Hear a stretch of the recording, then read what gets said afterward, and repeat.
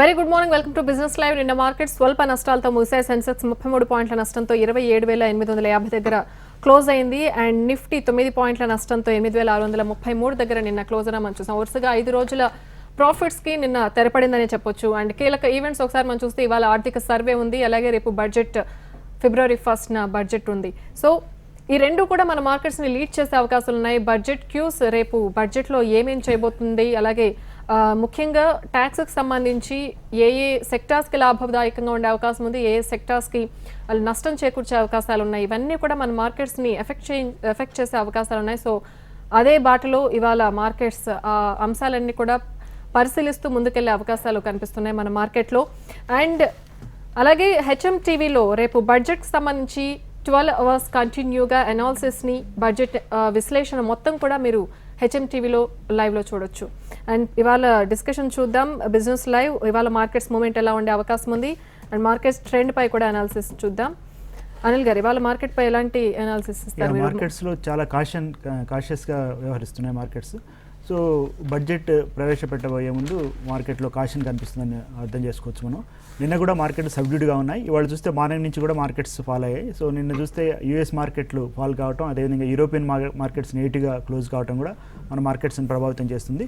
So బడ్జెట్ను దృష్టిలో పెట్టుకొని బడ్జెట్లో ఏ విధమైన అంచనాలు ఉంటాయి, కేటాయింపులు ఉంటాయి అన్న అంశాన్ని ఇన్వెస్టర్స్ పరిశీలిస్తున్నారు. సో దాన్ని దృష్టిలో పెట్టుకుంటే మార్కెట్లో చాలా వాలటాలిటీ కనిపిస్తుంది. మార్నింగ్ నుంచి కూడా ఇండిసెస్ అన్నీ కూడా అప్ అండ్ డౌన్ మూమెంట్స్ జరుగుతూ ప్రస్తుతానికి మాత్రం లాసెస్ వైడెన్ అవుతున్నట్టు కనిపిస్తున్నాయి. మొత్తం మీద చూస్తే ఆయిల్ అండ్ గ్యాస్ సెక్టర్ కొద్దిగా వాలటాలిటీ కనిపిస్తుంది. అదేవిధంగా టెలికామ్ స్టాక్స్లో కూడా వాలటాలిటీ కనిపిస్తుంది. నిన్న చూసాం మనం big news Idea and Vodafone merger నేపథ్యంలో ఐడియా స్టాక్ బాగా పెరిగింది. మనం నిన్న చెప్పుకున్నట్లు దాదాపు ఇంట్రాడేలో 30% పెరిగింది ఐడియా.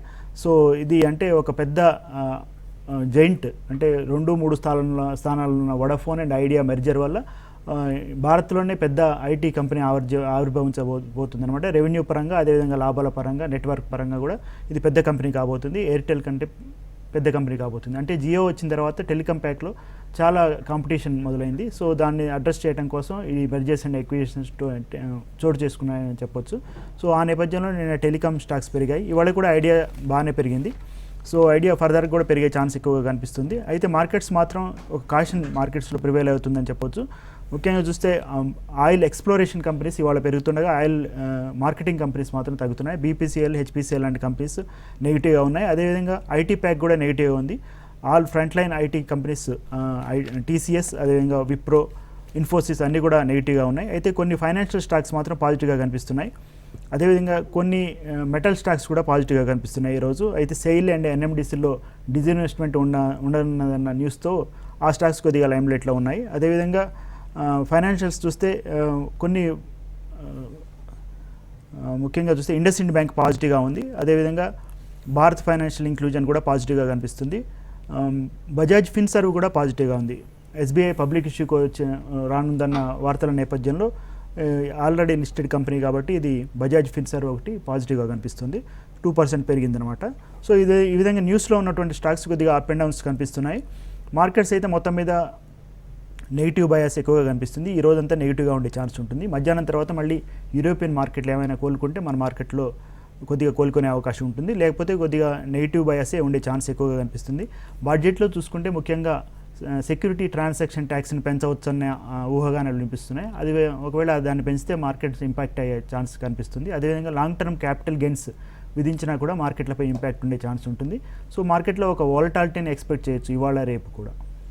ఓకే అండి, ప్రస్తుతం మార్కెట్స్ నష్టాలతో ట్రేడ్ అవుతున్నాయి. సెన్సెక్స్ 27,713 దగ్గర ఉంది, 135 పాయింట్ల నష్టంతో. నిఫ్టీ 8,586 దగ్గర ఉంది, 46 పాయింట్ల నష్టంతో. ఇవాళ రిజల్ట్స్ పోస్ట్ చేయబోతున్న companies ICICI Bank, Syndicate Bank, Bajaj Auto, IOC, Oil India, ONGC, InterGlobe Aviation, Kaveri Seeds, IDFC, Narayana Hrudayalaya, Nerolac, Dabur India, Bajaj Holdings, Welspun India, Shriram Transport Finance, Rossell India, Mahindra Holidays, Mphasis, JSW Steel, Cadila healthcare, TTK Prestige. ఇవే కాకుండా చాలా వరకు results post చేయబోతున్నాయి. But మెయిన్గా చూస్తే ఈ companies ఉన్నాయి results post చేయబోతున్న వాటిలో. అండ్ నిన్న ఐడియా మెయిన్గా చూస్తే 30% గ్రోత్ చూపించింది. మీరు చెప్పారు ఒక మెర్జ్ వల్ల. బట్ ఇది స్టిల్ ఎలా పెర్ఫామ్ చేయబోతుంది? ఇప్పుడు కూడా అది టాప్ గెయినర్స్ లిస్ట్లో ఉంది. మార్నింగ్ చూస్తే 100 రూపీస్ దగ్గర స్టార్ట్ అయింది. మార్నింగ్ 100 రూపీస్ నుంచి కొద్దిగా తగ్గిందనమాట. ఇంటర్డే లోస్ 97కి మళ్ళీ పడిపోయింది. ఆ తర్వాత మళ్ళీ అక్కడి నుంచి పుంజుకొని ప్రస్తుతం 8% ప్రాఫిట్తో ట్రేడ్ అవుతుంది. 105 రూపీస్ దగ్గర ఉంది. సో ఫర్దర్ కూడా పెరిగే ఛాన్స్ ఉంటుంది. అయితే హయ్యర్ లెవెల్స్లో మళ్ళీ సెల్లింగ్ వచ్చే ఛాన్స్ ఉంటుంది కాబట్టి కొద్దిగా కాషియస్గా ఉండాలి. అయితే ఫ్రైడే నుంచే ఈ టాక్స్ మొదలయ్యాయి కాబట్టి ఫ్రైడే కొద్దిగా స్పెక్యులేటివ్ బయింగ్ అనుకున్నారు. తర్వాత నిన్న వోడాఫోన్ కన్ఫర్మ్ చేయడంతో ఈ స్టాక్లో షార్ప్గా పెరిగింది అనమాట. 30% పెరిగింది. సో కన్ఫర్మేషన్ వచ్చింది కాబట్టి బాగా పెరిగింది అనమాట. సో ఇవాళ కూడా దీనిపైన ఇంకా బయింగ్ ఇంట్రెస్ట్ కనిపిస్తుంది. సో 8% పెరిగింది. ఫర్దర్గా పెరుగుతుందా లేదా అనేది చూడాలి. అయితే ఇక్కడ మాత్రం కొద్దిగా కాషియస్గా ఉండాలన్నమాట. ఎందుకంటే బాగా షార్ప్గా దాదాపు 40% ఫ్రైడే నుంచి చూస్తే 40% పెరిగింది కాబట్టి ఇక్కడ కొద్దిగా సెల్లింగ్ ప్రెజర్ వచ్చే ఛాన్స్ ఉంటుంది కాబట్టి ఇక్కడ కాషియస్గా ఉండటం అవసరం. రైట్, అలాగే భారతీయ ఎయిర్టెల్ కూడా 2% గెయిన్తో ప్రస్తుతం ట్రేడ్ అవుతోంది. భారతీయ అంటే ఇది స్పిల్ ఓవర్ ఎఫెక్ట్ అని చెప్పొచ్చు. సో టెలికాం ప్యాక్లో ఒక ఈ మెర్జర్ అండ్ ఎక్విజిషన్ న్యూస్తోని స్పిల్ ఓవర్ ఎఫెక్ట్తోని ఈ స్టాక్స్ అన్ని కూడా పెరుగుతున్నాయి. సో మొత్తం మీద అయితే టెలికాం ప్యాక్లో ఒక 3-4 కంపెనీలే మిగిలే ఛాన్స్ కనిపిస్తుంది. చిన్న చిన్న కంపెనీలన్నీ అంతర్ధానం అయిపోయే పరిస్థితి ఎక్కువగా కనిపిస్తుంది.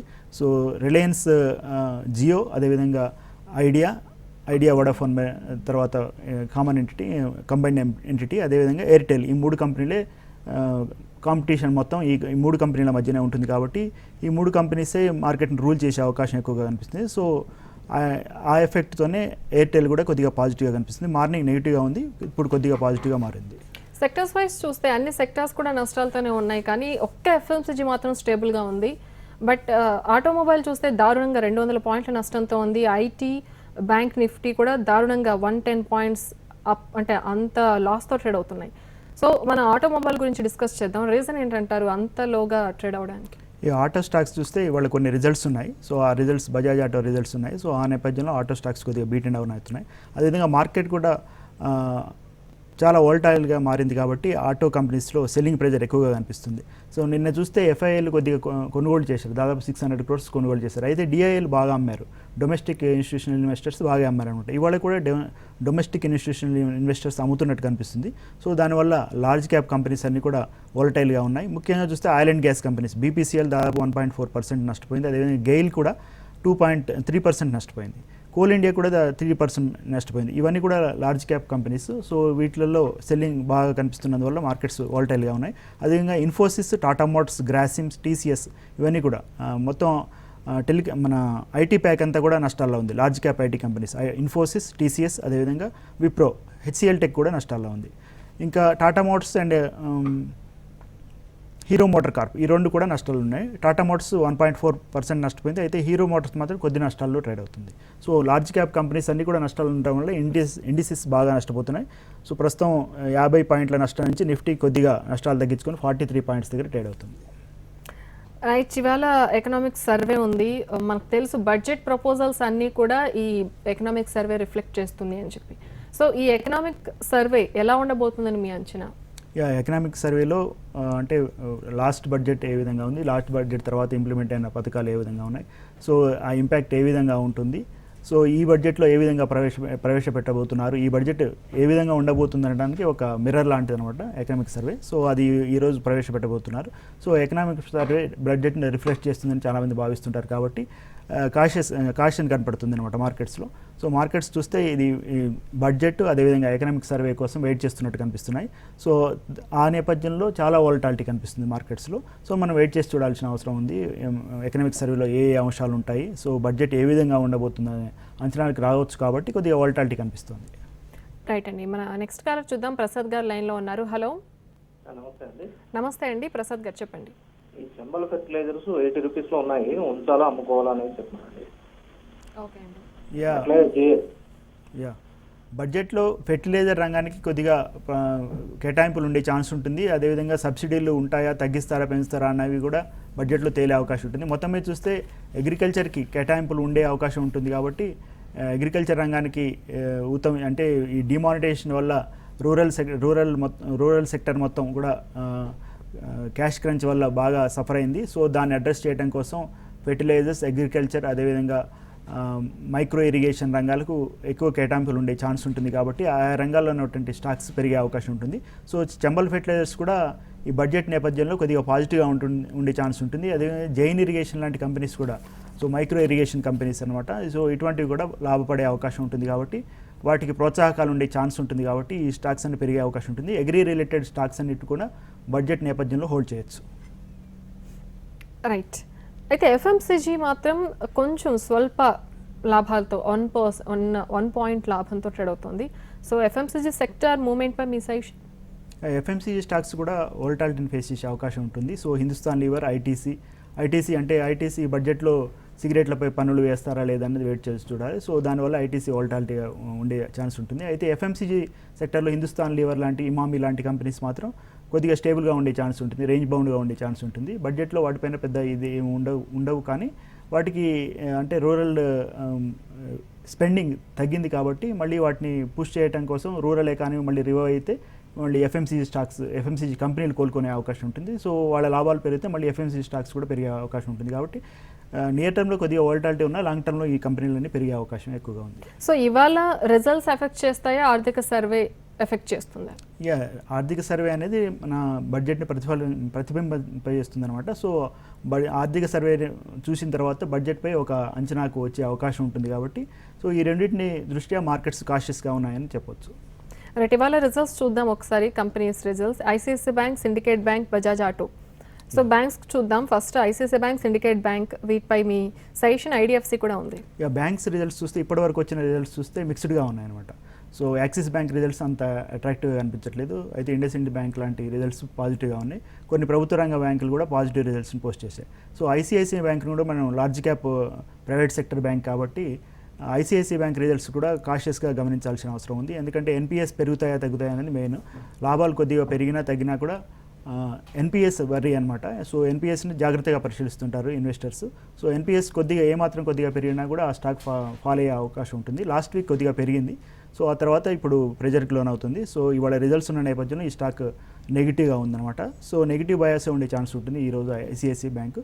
సో అయితే ఎన్పిఎస్ కొద్దిగా తగ్గినా కూడా మళ్ళీ పాజిటివ్ బయాస్ ఉండే ఛాన్స్ ఉంటుంది. ఎన్పిఎస్ పెరిగితే మాత్రం స్టాక్ అక్కడి నుంచి ఫర్దర్గా ఫాల్ అయ్యే ఛాన్స్ ఎక్కువగా అనిపిస్తుంది. రైట్. నెక్స్ట్ కాల్ చూద్దాం. బెంగళూరు నుంచి లైన్లో ఉన్నారు. హలో లక్ష్మీ ప్రసన్న గారు, చెప్పండి. అది రిలయన్స్ కమ్యూనికేషన్ ఎలా ఉంటుంది? ఆర్కామ్ చూస్తే ప్రస్తుతానికైతే పాజిటివ్గా కనిపిస్తుంది. సో ఈ Idea Vodafone merger spill over ఎఫెక్ట్తోని టెలికాం ప్యాక్ అంతా కూడా బాగానే పెర్ఫామ్ చేస్తుంది. ప్రస్తుతానికైతే హోల్డ్ చేయండి.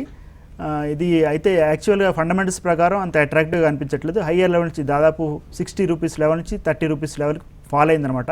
సో ఫండమెంటల్స్ పరంగా అంత అట్రాక్టివ్గా లేదు. డెట్ కూడా బాగా ఎక్కువగా ఉంది. అయితే ఈ మెర్జర్స్ అండ్ ఎక్విజిషన్స్ చోటు చేసుకుంటున్నందువల్ల టెలికాం రంగంలో ఈ కంపెనీని కూడా ఏదైనా కంపెనీ ఎక్వైర్ చేసే న్యూస్ వస్తే మాత్రం ఈ స్టాక్ బాగా పెరిగే అవకాశం ఉంటుంది. మనం చూసాం ఐడియా కూడా ఈ మధ్యకాలంలో రేంజ్ బౌండ్గా ఉంది. దాదాపు 60 అరౌండ్గా ట్రేడ్ అవుతూ వచ్చింది గత సంవత్సర కాలం నుంచి కూడా. అయితే నిన్న ఈ న్యూస్ నేపథ్యంలో ఒకేసారి దాదాపు 40% పెరిగిందనమాట. సో ఈ ఆర్కంలో కూడా అటువంటి న్యూస్ ఏదైనా వస్తే మాత్రం ఈ స్టాక్ ఫర్దర్గా పెరిగే ఛాన్స్ ఉంటుంది. లేకపోతే మాత్రం రేంజ్ బౌండ్గానే ఉండే ఛాన్స్ ఎక్కువగా ఉంది. ప్రస్తుతానికైతే మీ దగ్గర ఉంటే హోల్డ్ చేయటం బెటర్. నెక్స్ట్ కాల్ చూద్దాం. సంజీవ్ గారు, చెప్పండి. హలో నమస్తే అండి. చిన్న విన్నపము ఏంటంటే, ఇప్పుడు ఈక్విటీ గురించి మీరు అది ఇది కాల్ చేస్తుంటారు. కమ్యూనిటీ గురించి కూడా కామన్ గా గోల్డ్, సిల్వర్, ఇట్లా మెటల్స్ అంటే కాపరు, నికిల్, లెడ్, జింక్ ఇవన్నీ వస్తాయి, అల్యూమినియం ఇట్లా. అట్లాగే క్రూడ్ ఆయిల్, న్యాచురల్ గ్యాస్ అని జస్ట్ లైక్ మామూలుగా అందులో ఈ విధంగా ఉంటది ఎట్లా ఉండబోతుంది అని మీరు కూడా జర చెప్తాడు కదా మేడం, అది జర ఉండాలి. దాని గురించి కూడా చేసే వాళ్ళు చాలా మంది ఉంటారు కమ్యూనిటీలో. నేను కాపర్ లో పొజిషన్ లో ఉన్నానండి. అది బైలో ఉన్నాను 400 దగ్గర. నా యొక్క 5 లాట్లు ఉన్నాయి. అది కొద్దిగా దిగింది, మళ్ళా 398 దగ్గరికి వచ్చేసింది. ఇప్పుడు 2 రూపీస్ నష్టంలో ఉన్నాను. అంటే ఈ రోజు ఏ విధంగా ఉండబోతుంది? ఈ రోజు అంటే ఇదేం ఫిబ్రవరి, ఇది లాస్ట్ కాదు, ఇది చాలా టైం ఉన్నది. అన్ని వేరే మాత్రం అన్ని ఈ రోజు లాస్ట్ అండి. చెప్పండి కాపర్ గురించి, నేను బయలో ఉన్నాను. షూర్ అండి. నిన్న మీరు నేచురల్ గ్యాస్ అడిగారు కదా. నేచురల్ గ్యాస్ నిన్న మీరు సెల్లింగ్లో ఉన్నా అని చెప్పారు. సో మనం కూడా చెప్పామంటే నెగిటివ్ బయాస్ ఉంటుందని చెప్పాము. సో అదేవిధంగా నెగిటివ్ బయాస్ ప్రివేల్ అయింది. సో దాదాపు 3.7% ఫాల్ అయింది. సో మీరు గెయిన్ అయ్యే ఉంటారు దాంట్లో. అయితే బేస్ మెటల్స్ కూడా కొద్దిగా ప్రెజర్కి లోన్ అవుతున్నాయి. యూఎస్ మార్కెట్స్ ఫాలో అయ్యాయి. సో వరల్డ్ వైడ్గా కమోడిటీస్ కూడా కొద్దిగా ఫాలో అవుతున్నాయి కాబట్టి కమోడిటీస్లో నెగిటివ్ ఎఫెక్ట్ ఉండే ఛాన్స్ ఉంటుంది కాబట్టి సెల్లింగ్ ప్రెజర్ కనిపిస్తుంది. అయితే లాంగ్ టర్మ్లో మాత్రం పెరిగే ఛాన్స్ ఉంటుంది కమోడిటీస్ కాబట్టి ఈ సెల్లింగ్ ఎక్కడ అరెస్ట్ అవుతుందో మనం చెప్పలేము. సో కాపర్ చూస్తే ప్రస్తుతానికి 398 దగ్గర క్లోజ్ అయిందనమాట. 1.5% నష్టపోయింది. సో అయితే కాపర్ని చూస్తే ఫిబ్రవరి కాంట్రాక్ట్ చూస్తే 395 దగ్గర దీనికి సపోర్ట్ కనిపిస్తుంది. సో 3.95 వరకు ఫాలో అయ్యే ఛాన్స్ కనిపిస్తుంది. సో ఆ లెవెల్లో మీరు సపోర్ట్ లెవెల్గా భావించవచ్చు.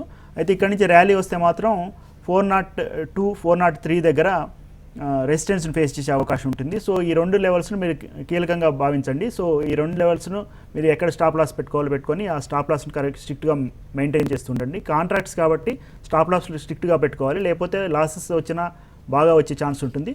సో దాన్ని మీరు కేర్ఫుల్గా గమనించండి. సో 395 లెవెల్ కీలకం అన్నమాట కాపర్కి. సంజీవ్ గారు, మీరు అన్నట్లు ఎవ్రీడే అన్ని కమోడిటీస్ గురించి డిస్కస్ చేయకపోయినా ఎప్పుడైతే ట్రెండ్ మారుతుంది అనిపిస్తుందో ఆ టైంలో గోల్డ్ గురించి, సిల్వర్ గురించి అప్డేట్స్ ఇస్తూనే ఉన్నాం.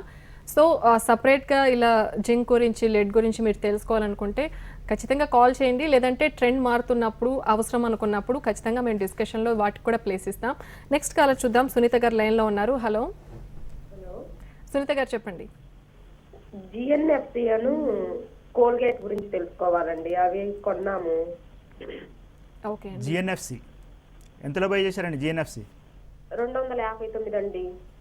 జిఎన్ఎఫ్సి అంటే ప్రీ బడ్జెట్ ర్యాలీలో ఈ స్టాక్స్ అన్ని పెరిగాయి. ఫెర్టిలైజర్ ప్యాక్ అంతా కూడా లాస్ట్ 1 మంత్ నుంచి కూడా స్ట్రెంత్ చూపిస్తుంది. జిఎన్ఎఫ్సి కూడా మార్కెట్స్ ఫాల్ అయినప్పటికీ ఇది బాగానే పెరిగింది. సో అయితే హైయర్ లెవెల్ 292 నుంచి కొద్దిగా ఫాల్ అయిన తర్వాత మళ్ళీ కంటిన్యూస్గా పెరుగుతూ వస్తుంది. సో ఇది ఫండమెంటల్ పరంగా కూడా బాగుంది. సో జిఎన్ఎఫ్సి ఫెర్టిలైజర్ స్టాక్స్ అన్ని పెరుగుతున్నాయి కాబట్టి ఈ స్టాక్ కూడా ఫర్దర్గా పెరిగే ఛాన్స్ ఉంటుంది. అదేవిధంగా బడ్జెట్ నేపథ్యంలో కూడా అగ్రి ప్యాక్ అంతా కూడా పెరుగుతుంది. ఫెర్టిలైజర్ స్టాక్స్ కూడా ఫర్దర్గా పెరిగే ఛాన్స్ ఉంది. ఇది ఫండమెంటల్స్ పరంగా కూడా బాగుంది కాబట్టి లాంగ్ టర్మ్ కూడా మీరు హోల్డ్ చేయొచ్చు. అదేవిధంగా కోల్గేట్ కూడా ఫండమెంటల్స్ పరంగా మంచి స్టాక్ అనమాట. అయితే నియర్ టర్మ్లో కొద్దిగా ఈ క్యాష్ క్రంచ్ వల్ల రూరల్ ఎకానమీ సఫర్ కావడం వల్ల వీళ్ళ సేల్స్ కొద్దిగా తగ్గే ఛాన్స్ ఉంటుంది. అయితే నియర్ టర్మ్ ఎఫెక్ట్ మాత్రమే ఉంటుంది. లాంగ్ టర్మ్లో మాత్రం ఇది స్టాక్ మళ్ళీ పెరిగే ఛాన్స్ ఉంటుంది కాబట్టి మీరు కోల్గేట్ను, జిఎన్ఎఫ్సిని రెండింటిని హోల్డ్ చేయొచ్చు. రైట్, ఇవాళ స్టాక్ రికమెండేషన్స్ అనిల్ గారు. స్టాక్స్ విషయానికి వస్తే మార్కెట్ వాలటాలిటీగా ఉండే ఛాన్స్ ఉంటుంది కాబట్టి కేర్ఫుల్గా ఉండాలి. కొన్ని స్టాక్స్ పెర్ఫార్మింగ్ చేస్తున్న స్టాక్స్లో పొజిషన్స్ తీసుకోవడం బెటర్. ఐడియా పెర్ఫామ్ చేస్తుంది. సో దీన్ని 6 స్టాప్ లాస్లు పెట్టుకొని దీంట్లో ట్రేడింగ్ చేయాలి ఐడియాలో. సో ఇవాళ చూస్తే నిన్న దాదాపు 30% పెరిగింది కాబట్టి ఇవాళ కూడా 6% పెరిగింది కాబట్టి దీంట్లో కాషియస్గా ఉండాలన్నమాట. అదేవిధంగా మంగళూరు రిఫైల్స్ ఎంఆర్పిఎల్ మన గతంలో రికమెండ్ చేయడం జరిగింది. ఇది కూడా ఫర్దర్గా పెరిగే ఛాన్స్ ఉంటుంది. ఇది 105 లెవెల్స్లో రెసిస్టెన్స్ ఫేస్ చేసే అవకాశం ఉంటుంది. ప్రస్తుతం 102 రూపీస్ దగ్గర ఉంది. అదేవిధంగా నాట్కో ఫార్మా స్ట్రాంగ్గా కనిపిస్తుంది. లాస్ట్ 2 సెషన్స్లో కూడా ఇది పెరిగింది. సో 694 దగ్గర ఉంది ప్రస్తుతం. సో 750 వరకు కూడా వెళ్ళే ఛాన్స్ కనిపిస్తుంది. అయితే యూఎస్ఎఫ్డిఏ ఎలాంటి న్యూస్ లేకపోతే మాత్రం ఈ స్టాక్ పెరిగే ఛాన్స్ ఉంటుంది. సో అవన్నీ లేకపోతే ఫండమెంటల్స్ పరంగా మంచి స్ట్రాంగ్ కంపెనీ అనమాట. ఇది లాంగ్ టర్మ్ కోసం కూడా హోల్డ్ చేసుకోవచ్చు. అదేవిధంగా ఆయిల్ ఎక్స్ప్లోరేషన్ కంపెనీస్లో ఇవాళ యాక్షన్ కనిపిస్తుంది. ఓఎన్జీసీ ఫర్దర్గా పెరిగే ఛాన్స్ ఉంటుంది. 206 రూపీస్ దగ్గర ఉంది. ఇది ప్రస్తుతం చూస్తే 210 వరకు 215 వరకు కూడా వెళ్ళే ఛాన్స్ కనిపిస్తుంది. అదేవిధంగా భారత్ ఫైనాన్షియల్ ఇంక్లూజన్ కూడా షార్ప్గా పెరిగిన తర్వాత ఒక సెల్లింగ్ ప్రెజర్ వచ్చింది. మళ్ళీ తర్వాత ఇప్పుడు బయింగ్ ఇంట్రెస్ట్ కనిపిస్తుంది. 755 రూపీస్ దగ్గర ఉంది భారత్ ఫైనాన్షియల్ ఇంక్లూజన్. సో దీన్ని లాంగ్ టర్మ్ కోసం హోల్డ్ చేయొచ్చు. నియర్ టర్మ్లో మాత్రం 800 లెవెల్స్ని టచ్ చేసే అవకాశం కనిపిస్తుంది. అదేవిధంగా టెలికాం ప్యాక్లో రిలయన్స్ కమ్యూనికేషన్ కూడా ఇవాళ స్ట్రాంగ్గా కనిపిస్తుంది.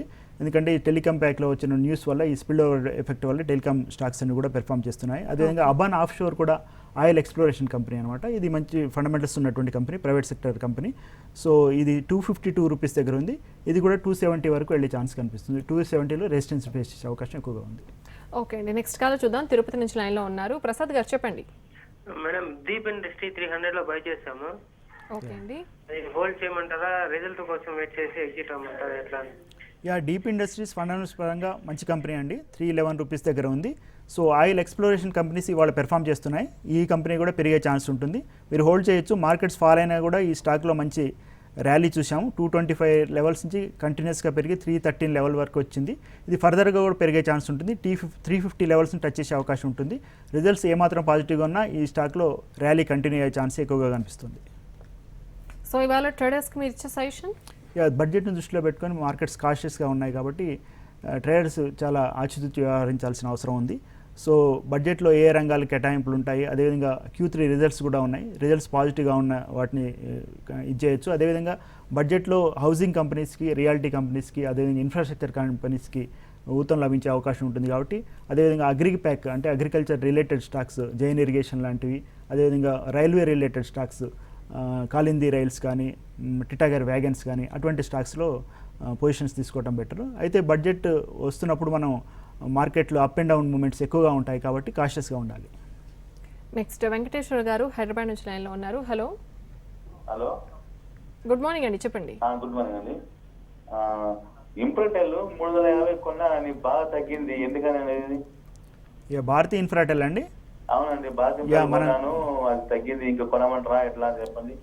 దీంట్లో యావరేజ్ మాత్రం చేయకండి. మనం లాస్ట్ మంత్ కూడా చెప్పడం జరిగింది. చాలా వోల్టైల్ స్టాక్ అనమాట ఇది. సో పెరిగినా తగ్గినా కూడా షార్ప్గా పెరగడం, షార్ప్గా తగ్గడం మనం చూస్తుంటాము. సో ఈ స్టాక్ బిహేవియరే అటువంటిది అనమాట. సో దాన్ని దృష్టిలో పెట్టుకుంటే మనం గతంలో చార్ట్ ప్యాటర్న్స్ పరిశీలించినా కూడా దీంట్లో అప్ అండ్ డౌన్స్ బాగా ఉంటుంటాయి అనమాట. సో నిన్న వచ్చిన టెలికాం న్యూస్ ఏదైతే వడాఫోన్ ఐడియా మెర్జర్ ఉందో, టెలికాం సర్వీస్ కంపెనీస్ అన్నీ కూడా పాజిటివ్గా రియాక్ట్ అయితే, ఇది మాత్రం టవర్ సర్వీసెస్ అందించే కంపెనీ కాబట్టి ఇది మాత్రం డెట్ బర్డెన్ బాగా ఉందన్నమాట, బాగా ఫాల్ అయింది. ఇవాళ కూడా దాదాపు 5% ఫాల్ అయిందనమాట. సో రిజల్ట్స్ కోసం వెయిట్ చేయండి. రిజల్ట్స్ పాజిటివ్గా ఉంటే ఈ స్టాక్ పెరిగే అవకాశం ఉంటుంది. ప్రస్తుతం మాత్రం నెగిటివ్ బయాసే కనిపిస్తుంది. మీరు మాత్రం యావరేజ్ చేయకండి, ప్రస్తుతం ఉన్న స్టాక్స్ని హోల్డ్ చేయండి. లాంగ్ టర్మ్లో మళ్ళీ పెరిగే అవకాశం ఉంటుంది. షార్ట్ టర్మ్లో మాత్రం రేంజ్ బౌండ్గా ఉండే ఛాన్స్ ఉంటుంది. యావరేజ్ చేయకుండా మీ దగ్గర ఉన్న స్టాక్స్ని హోల్డ్ చేయడం బెటర్. రైట్, మరి గ్లోబల్ ఎఫెక్ట్ ఏ విధంగా ఉంటుందండి? ఎందుకంటే ట్రంప్ డెసిషన్స్ నేపథ్యంలో ఐటీ ఎఫెక్ట్ అంటే ఐటీపై ఎలాంటి ఎఫెక్ట్ ఉంటుంది, అలాగే గ్లోబల్ మార్కెట్ ఎలా ఉండే ఛాన్స్? గ్లోబల్ మార్కెట్ చూస్తే ట్రంప్ గెలిచిన తర్వాత షార్ప్గా సర్ప్రైజింగ్గా బాగా ర్యాలీ చేశాయి. సో డౌజన్స్ దాదాపు 20,000 మార్క్ని అధిగమించింది. సో దాన్ని దృష్టిలో పెట్టుకుంటే గ్లోబల్ మార్కెట్స్లో ఇప్పుడు ఆ ట్రంప్ వచ్చిన ఎఫెక్ట్ అంతా కూడా ఇప్పుడు మళ్ళీ సెల్లింగ్ ప్రెజర్ వచ్చే ఛాన్స్ కనిపిస్తుంది. నిన్న యూఎస్ మార్కెట్స్ తగ్గాయి, అదేవిధంగా యూరోపియన్ మార్కెట్స్ కూడా ఫాల్ అయ్యాయి. అదేవిధంగా ట్రంప్కి వ్యతిరేకంగా అక్కడ ఆందోళన జరుగుతున్న నేపథ్యంలో మార్కెట్స్ కూడా ఫాల్ అవుతున్నట్టు కనిపిస్తుంది. అయితే ట్రంప్ ఎఫెక్ట్తో మాత్రం ఇక్కడ మాత్రం IT and pharma companies already fall అయ్యాయి. సో లోయర్ లెవెల్స్లో బాటమ్ ఫిషింగ్ జరిగే అవకాశం ఉంటుంది. సో ఫండమెంటల్స్ పరంగా బాగా ఉండి అంచనాలకు అంటే నెక్స్ట్ గ్రోత్ ఎక్స్పెక్టేషన్స్ ఎక్కువ ఉన్న కంపెనీస్ పెరిగే అవకాశం ఉంటుంది. ఇన్ఫోసిస్, టీసీఎస్, విప్రో మాత్రం షార్ట్ టర్మ్లో రేంజ్ బౌండ్గా ఉండే అవకాశం ఉంటుంది. కానీ లాంగ్ టర్మ్లో మళ్ళీ ఈ స్టాక్స్ రివైవ్ అయ్యే ఛాన్స్ ఎక్కువగా కనిపిస్తుంది. సో 1-2 ప్రైస్ పాయింట్స్ పెట్టుకొని డిక్లైన్స్లో ఇటువంటి స్టాక్స్ని బై చేయొచ్చు. అదేవిధంగా ఫార్మా కంపెనీస్లో కూడా మంచి రిజల్ట్స్ పోస్ట్ చేస్తున్నటువంటి కంపెనీస్ని బై చేయొచ్చు. రైట్ అండి, ఇవాళ జరిగిన డిస్కషన్ మీ హోల్డింగ్స్ ఏమైనా ఉన్నాయా అనిల్ గారు? I don't have. Thank you so much అండి. ఇది వాళ్ళ బిజినెస్ లైవ్. మరిన్ని అప్డేట్స్తో మళ్ళీ మీట్ అవుదాం. అండ్ రేపు 12 hours కంటిన్యూగా మీకు బడ్జెట్ గురించి అనాలిసిస్ హెచ్ఎం టీవీలో ఉంటుంది. మిస్ అవ్వకుండా వాచ్ చేయండి. Keep watching HM TV.